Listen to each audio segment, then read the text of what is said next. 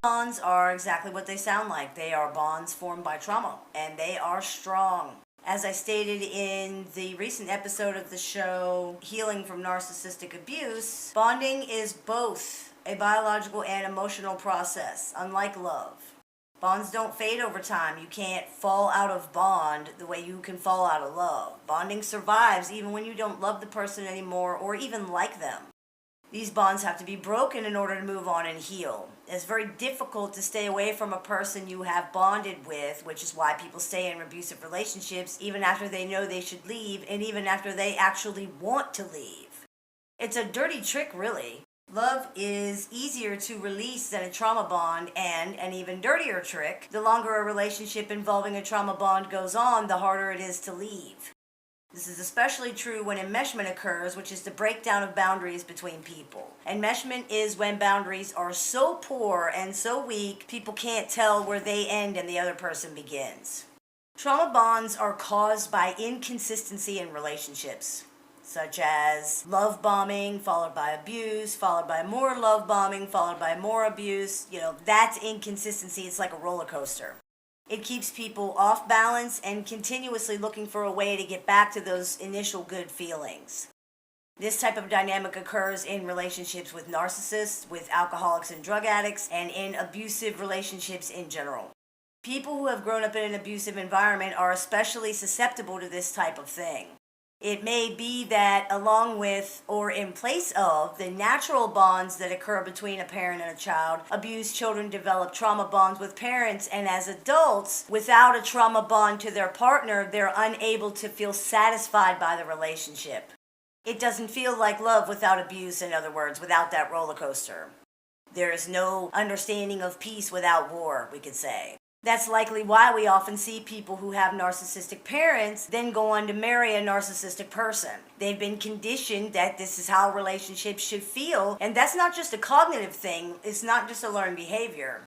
Trauma and upset causes hormones to be released in the body like cortisol, adrenaline, The honeymoon part of the relationship, where everything is nice, causes more hormones to be released like dopamine. After years of being exposed to this pattern, your body starts to think that that's how it's supposed to be, and so does your mind.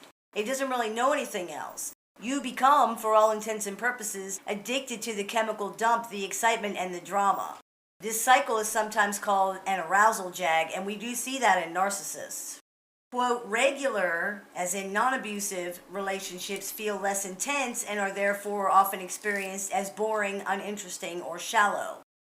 It's kind of like the nice guys finish last scenario. After the trauma bond has been created, it feels like only the abusive person can feel that need, which is why it's so hard to stay away from that person. The excitement and intensity of this arousal jag is often mistaken for love. It is not. It's a chemical and emotional pattern your body became accustomed to and then dependent on as a result of abuse and inconsistency. It's about the cycle, not the person. This is one reason why being discarded by the narcissist is so painful. You're stuck in the war with no peace. You went up on the roller coaster and then you just stayed there. You got stuck there. There's no come down into the good feelings. And after years of conditioning, your body and mind believe they can't get along without it. Again, it's about addiction to the cycle, not the actual person themselves. There is often a lot of denial or misunderstanding involved in trauma bonds, but people can prove the reality to themselves by examining how they truly feel. A lot of times, upon examining their feelings honestly, realistically, and objectively, people find they don't actually love the person. They might find that because of the abuse, they don't respect this person, they don't trust them, they don't like very many things about them, they have nothing in common, they find this person's personality unpleasant, they don't like the way this person behaves. It isn't really possible to love someone you don't respect or trust, and many people find that what they thought was love actually isn't. They realize that it's only trauma bonds and conditioning that is keeping them in the relationship. This can be a very liberating realization. Once this is acknowledged, it's easier to address the problem of staying in the relationship even when you know it's unhealthy, and yes, that is a problem. It's interesting, too, that we always hear people in abusive relationships of all kinds think the abusive person is going to change. While that may be true sometimes, or like at first, I think most people know inside that that's not true. They know the person isn't going to change. They may have fantasies or hopes of that, but realistically, I think most of them know that's not going to happen. They stay anyway, though, because their mind and body are addicted to that next honeymoon phase, the next dip of the roller coaster when everything feels good. The fantasies of change are often just a justification for staying. They're not the reason the person is staying. Once that truth is confronted, it's a lot easier to be honest with yourself about what's going on and why. This is important because it's absolutely necessary to break through the denial and the conditioning involved here if a trauma bond is going to be broken. If someone is harming you, if they are hitting you, if they are manipulating you, if they are setting you up in various situations, if they are attacking you without provocation, if they're destroying your peace, if they are undermining your confidence, if they are gaslighting you, if they are saying terrible things about you to your friends and your family, if they are accusing you day and night of crazy things, this person is abusing you. This needs to be faced, truly faced, if you're going to be able to understand the situation. Yes, it is abuse. Yes, it is as bad as it seems.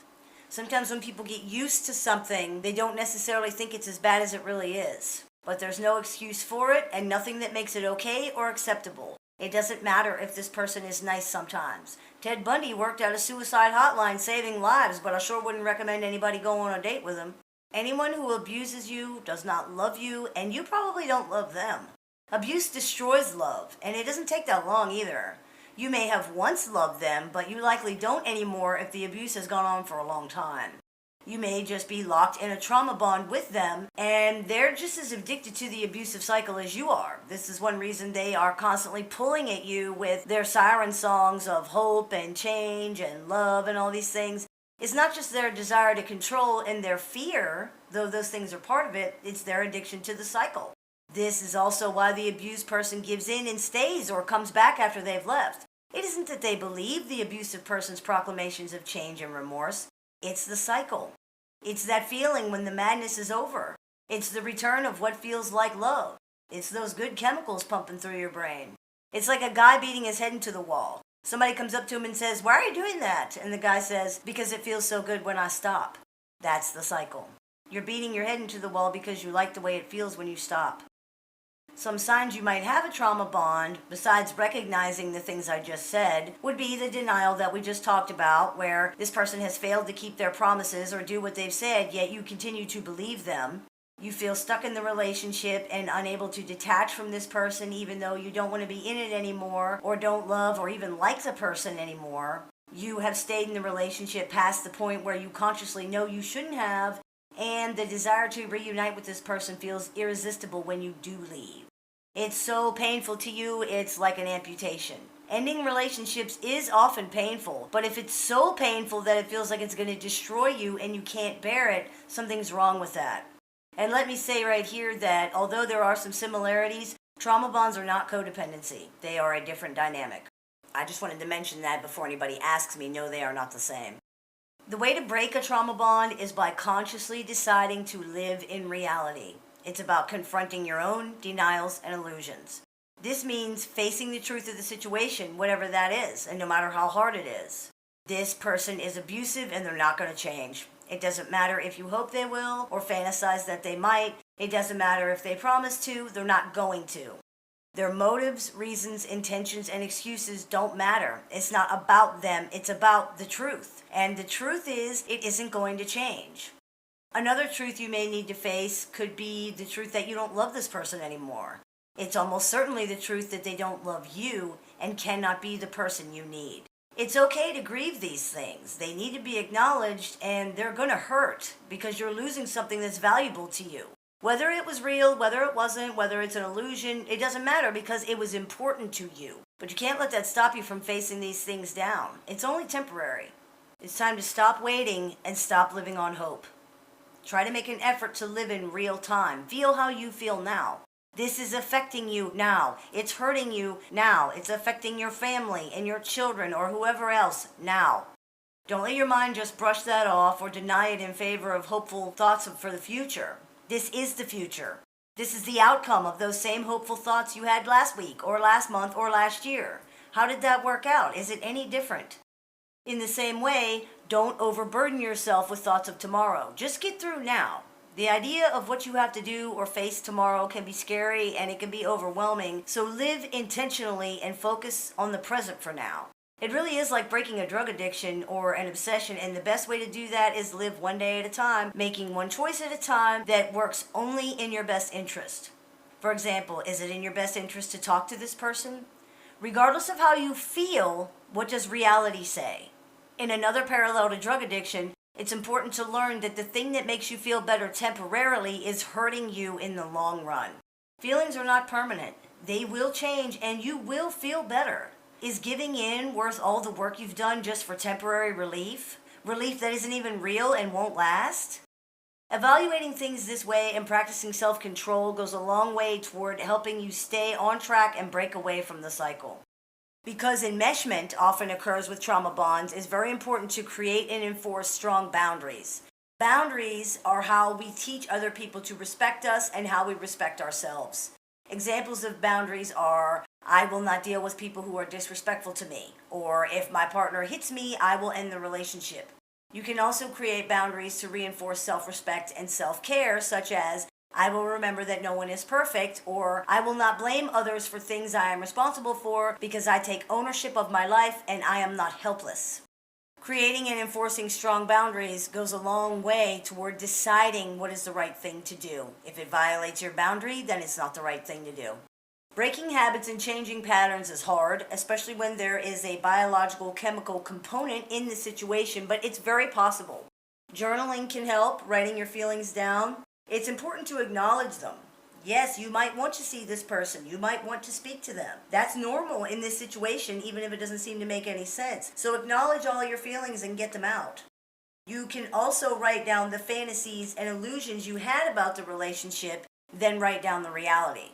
For example, fantasy, I thought we were going to get married. Reality, this person is a serial cheater and cannot commit to one relationship. Or, I thought if my partner loved me enough, they would stop abusing me, and the reality is this person is abusive and does not understand love. Maybe you would say, I thought my mother would care more about me if I always did what she wanted. The reality is that my mother is a person who does not understand how to care about somebody or appreciate when they care about her. In this way, you drive the reality home to yourself so that denial and rationalizations cannot get a foothold in your thoughts. This is painful, but many times when you acknowledge and state these things out in the open and you stop ignoring them, the hope and illusions that you have carried around no longer have the power over you that they once did. Like they say, tell the truth and shame the devil. Trauma bonds take time to break, as they took time to form, but don't get discouraged. Every day you can console yourself with the knowledge that what you are doing is right and healthy. The chemical component also takes time to break, but in time it can be repaired as well, especially when you learn to see these things for what they are so that you don't equate the intensity of trauma with the feeling of love anymore. It's up to you to break the cycle in your life so that you can stop engaging in relationships that are hurting you, destroying your peace, and undermining your self-worth. Once you've broken the trauma bond and begun to heal, you can look forward to the future and start building a healthier life with healthier focus and better connections. The cycle of trauma bonding becomes so ingrained in a person's life partly because of their inability to recognize what love is. That's not your fault, so it's time to fix it and stop using outdated programming that you don't need anymore.